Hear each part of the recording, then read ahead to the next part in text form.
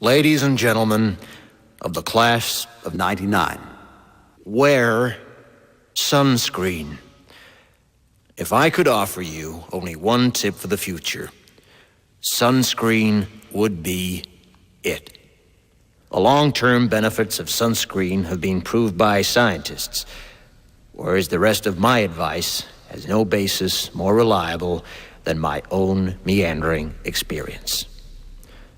I will dispense this advice now. Enjoy the power and beauty of your youth. Oh, never mind. You will not understand the power and beauty of your youth until they've faded.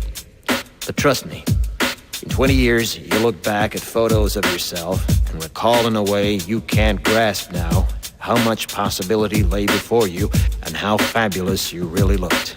You are not as fat as you imagine. Don't worry about the future, or worry, but know that worrying is as effective as trying to solve an algebra equation by chewing bubblegum.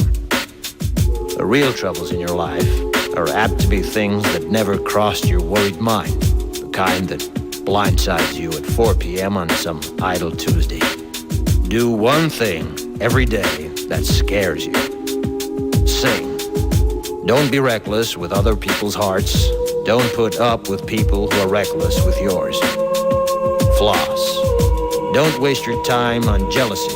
Sometimes you're ahead, sometimes you're behind. The race is long, and in the end, it's only with yourself. Remember compliments you receive. Forget the insults. If you succeed in doing this, tell me how. Keep your old love letters. Throw away your old bank statements. Stretch. Don't feel guilty if you don't know what you want to do with your life. The most interesting people I know didn't know at 22 what they wanted to do with their lives. Some of the most interesting 40-year-olds I know still don't. Get plenty of calcium. Be kind to your knees. You'll miss them when they're gone. Maybe you'll marry, maybe you won't. Maybe you'll have children, maybe you won't. Maybe you'll divorce at 40. Maybe you'll dance the funky chicken on your 75th wedding anniversary. Whatever you do, don't congratulate yourself too much, or berate yourself either. Your choices are half chance. So are everybody else's. Enjoy your body. Use it every way you can. Don't be afraid of it or what other people think of it. It's the greatest instrument you'll ever own. Dance.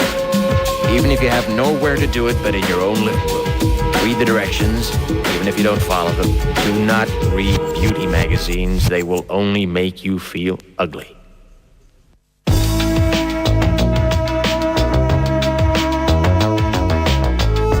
Get to know your parents. You never know when they'll be gone for good. Be nice to your siblings.